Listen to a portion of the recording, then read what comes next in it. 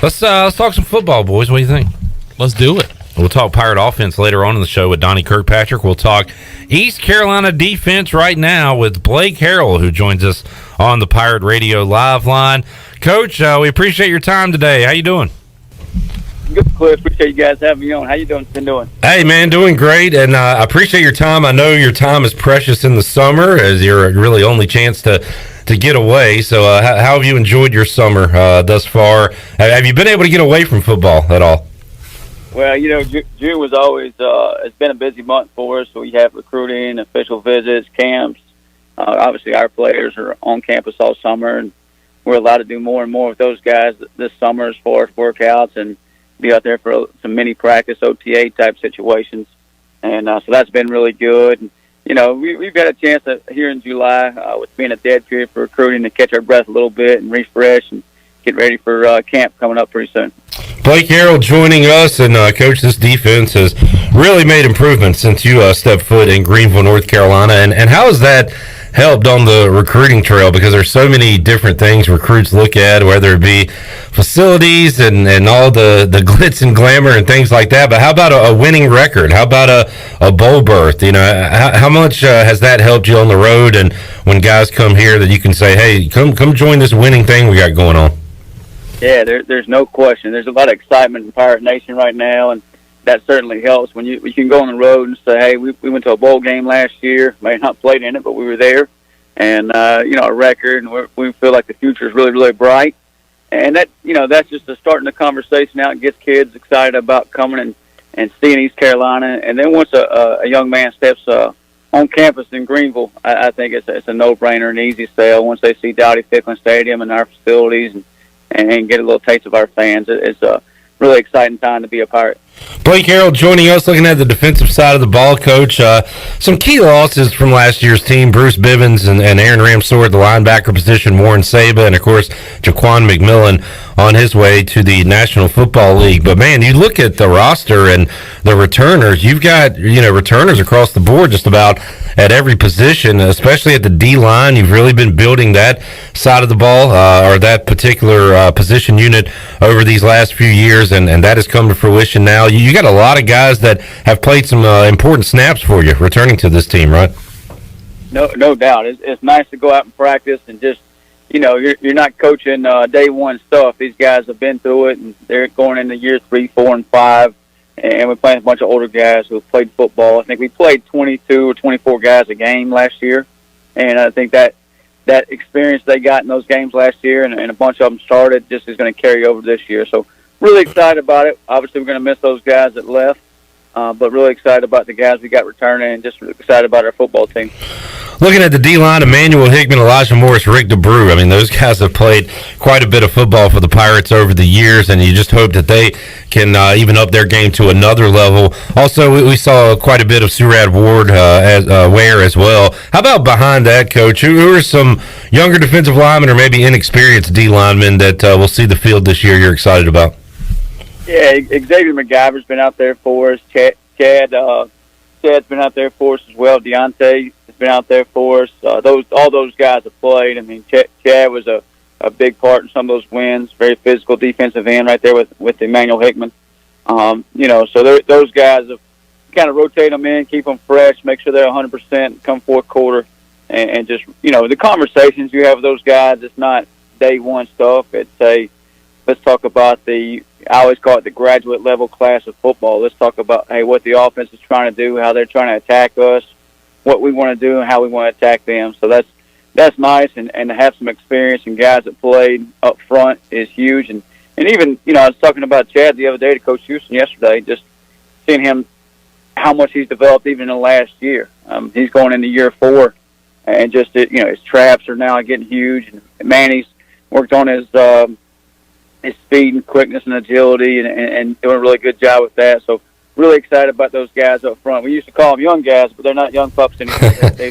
They've been around and grown up. Yeah, another guy that's got a lot of snaps is Jeremy Lewis coming off the edge there. And I remember his high school film right down the road at South Central. He was catching jump balls and also making plays on defense. Recruited as a defensive player to East Carolina, came in, went to tight end, and now got him back on the defensive side. And now that he's been able to really concentrate on that, get all the game reps, all those practice reps on the defensive side, how much has he grown since you came in here, Coach? Well, he's just been amazing. I mean, 16 months ago, he came into Coach Houston, wanted to make a move to defensive side of the ball, which I thought was pretty exciting. I wasn't quite sure how it would go, just moving a tight end to defense. It usually goes the other way around. You move a defense to offense. But, year one, you saw Jeremy you saw some athleticism, some ability there. And then just as the season went along, he became a really, really good football player. And I'm super excited about year two. I think he can be a huge impact on the game. And what he allows our defense to do with the outside backer spot, whether he's rushing off the edge, dropping into coverage, and he understands the game from playing offense. He understands, how the offense is trying to attack us, maybe what type of routes we're going to get out of certain sets, and what type of run game we're going to get out of certain sets. So he just high football IQ and, really good motor. So I think his best football is ahead of him. And I'm really excited. I think he's one of our better football players. Talking to Blake Harrell today on Pirate Radio Live. I want you to talk about some of the younger linebackers, but got to mention Xavier Smith and Miles Berry. I'm a big Xavier Smith fan, got a big smile, big personality. And then I don't know Miles Berry personally yet. Hope to get to know him more this year, but everything I hear about him sounds like the epitome of a student athlete, sounds like a great young man, and you've got some good veteran leadership there at that linebacker position, Coach. Yeah, we lost two fifth-year seniors in Bruce Bivens and Aaron Ramsey that you mentioned before, so that you would think that would leave you with not a lot of experience in the room or maybe young, but we definitely have some older guys that have played. You mentioned Miles Berry. He's probably maybe my wife's favorite player and a great representation of Pirate Nation just for what he does on and off the field in the community, and just, whether he plays after he leaves East Carolina, and plays on Sundays or decides to, his opportunities at other places, he's going to be a successful Pirate and make us proud. Just excited about him and watching him play sideline to sideline. I thought he had a really, really good spring, and just where he's at, I think is as good as he's ever been. So super excited about him. You mentioned Xavier Smith. 2 years ago, Xavier was all-conference, second-team all-conference. Last year, we asked him to do some multiple things where he was playing on the edge, playing Mike. And we may do some things like that with him this year, but his main focus right now is Mike backer. So just excited to, have him back. And both those guys are fifth years. We had a transfer come in, Chance Bates from Kennesaw State, who was familiar with the system and played in the same terminology. He's a fifth-year player, was a 4-year starter at Kennesaw, and just the COVID year, he graduated from Kennesaw, and it gave him an extra year, so he wanted to try some things out. And adds more experience to the room. Jacoby Simpson, he's got 2 years of eligibility left, but he's a fifth-year player as well, a fifth-year college student. Taylor Jackson's a third-year player now. So those are 5 guys right there who older guys. And then, we added another transfer in the room from Georgia Southern, Mike Edwards, who played, I think he started seven games at Georgia Southern last year, played over 500 snaps, so he's got a lot of experience. So got a lot of experience in the room, maybe some new faces to the crowd and to Pirate Nation, but just feeling really good about the room and where we're headed in the direction we're heading in that room. Yeah, nice mix of old and new, it sounds like, there at the linebacker position. And while we're on that topic, Coach, we seem to focus, and you probably know this and get upset about it, we talk more about offense than defense, as everybody does, but we focused a lot on the newcomers on the offensive side of the ball, especially the wide receiver position, because that was a position of need with Snead and Omatosho leaving the program. But defensively, you mentioned a couple of guys there. I think you got some immediate help in the secondary too, right? How about on the defensive side, impact guys you brought in from the portal? Yeah, those the 2 backers I mentioned, I think, can help us out right away. Jack Ness is another outside backer that's working behind Jeremy Lewis right now. He's from Nevada, started at Nevada for a couple years there, and he's got a couple years left to play as well. So just super excited him. He's a hard hat type of guy, comes to work every day, gets in the weight room and grinds, and just, on the field, tough guy. And I think Pirate Nation will really enjoy watching him play. And in the back end, a couple guys, Brandon Higgs we've added. He's a JUCO JUCO transfer kid. And then out wide, Siobhan Rebel, who we signed, last Christmas and last December, and he joined this summer, and he's going to be special one day. He's a 6'2" corner, 6'1" corner that can run, super athletic, super long. He's still got a long ways to develop, but I think one day he's going to be special. And Fletcher out wide is another corner we added from a JUCO. But both those kids have multiple years. I think they both have three years plus of play and eligibility left. So just excited about their future. Apri Washington is another corner we added from Buffalo. He played some corner at Buffalo, played some safety at Buffalo. So just excited about his flexibility and what we can do with him back there. So feel really good about our depth. And just, you always want to try to upgrade your roster. And sometimes you take the bottom part of your roster and you want to upgrade it and upgrade your depth. And I think we've done that defensively. Coach, I keep going back to this. It sounds like you guys hit a home run last year with DJ Ford as far as what he brought to the locker room and how he was able to acclimate so quickly with his new teammates, because you want to bring in all the talent in the world, but not everybody mixes with everybody. So that's something that you got to factor in. How about that part? You named some transfers in there. How much do you guys focus on making sure that the locker room stays tight when you bring in those new faces? There's no question. It's always team is bigger than me, and if that's not going to be part of your culture, then you're probably not going to fit real well with what we do at East Carroll, what we do in our program. And those guys, and I think we have a strong enough locker room with the guys returning that it kind of takes care of itself. And the guys we bring in too are quality young men, and they're just like DJ Ford. That that they'll fit and they'll be true Pirates. They're not here just to play ball. They're here to be Pirates and see how they can contribute to the program and be part of the winning program.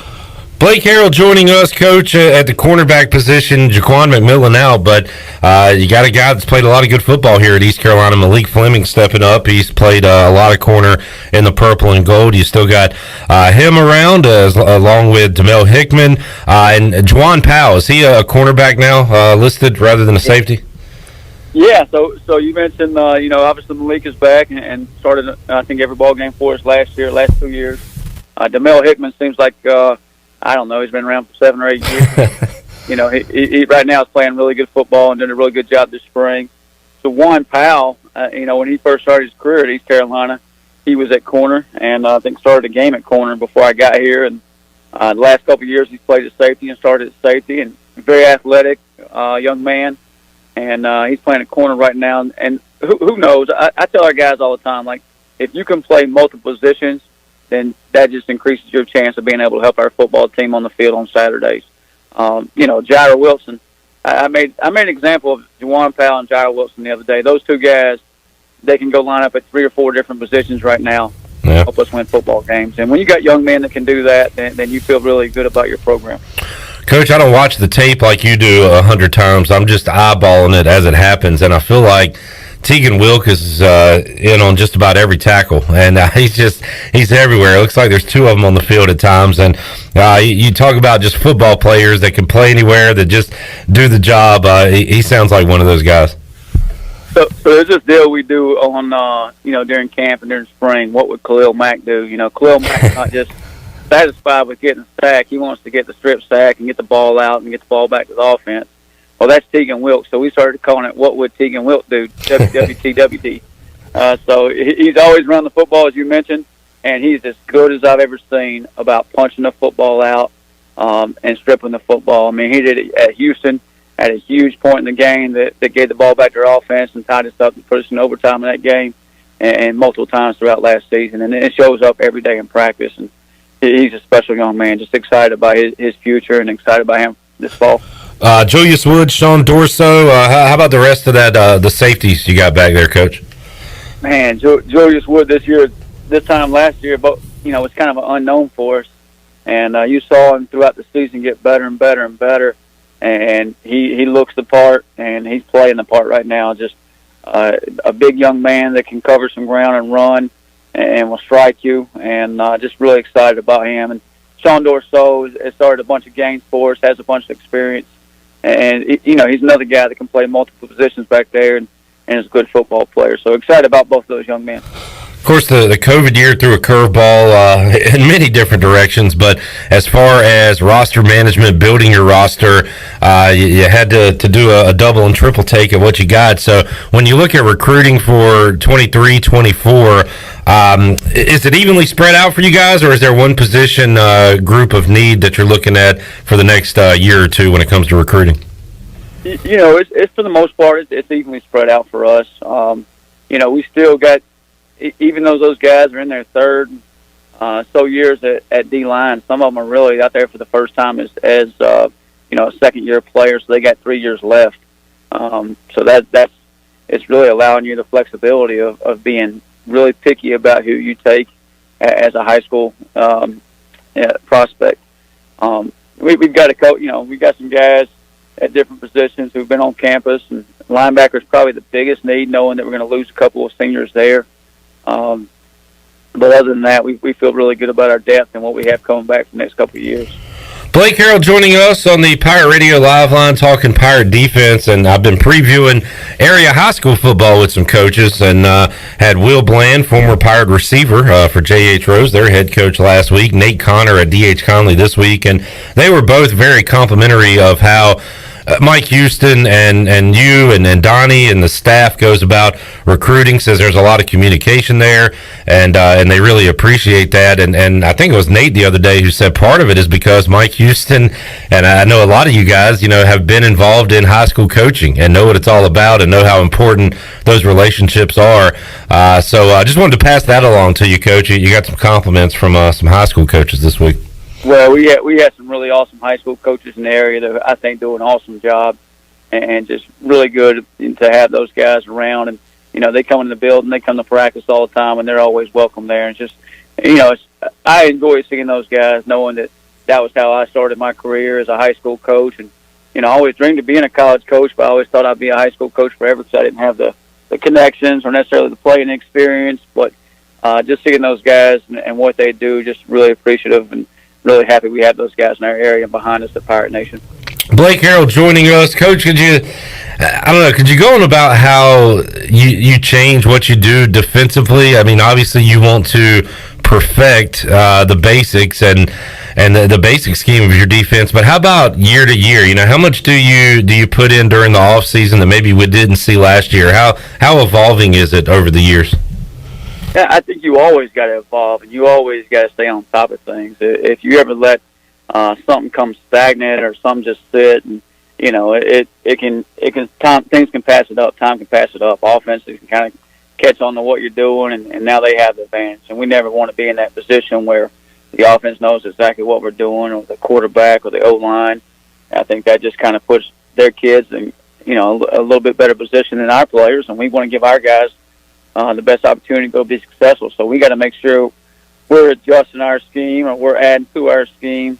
And that may be from year to year, or that may be from week to week, where we adjust and tweak things that give us a chance to go win a game on Saturday. So we'll always continue to do that. Our base defense will be our base defense, and we'll always come back to that. But we'll do things throughout the year that you'll see more of it. And I think last year was a perfect example of that.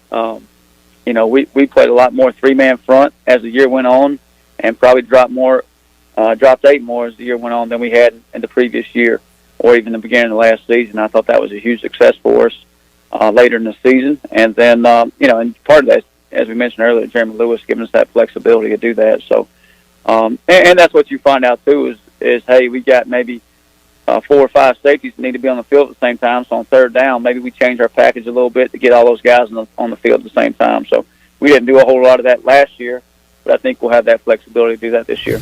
Blake Harrell joining us. We've talked about this veteran roster, and we had Holden Ahlers on the show last week, and we asked him, who else on the team is considered a leader, and he said there was too many to name at this point. He did call out Miles Berry, Xavier Smith by name, but how about, Coach, on the defensive side?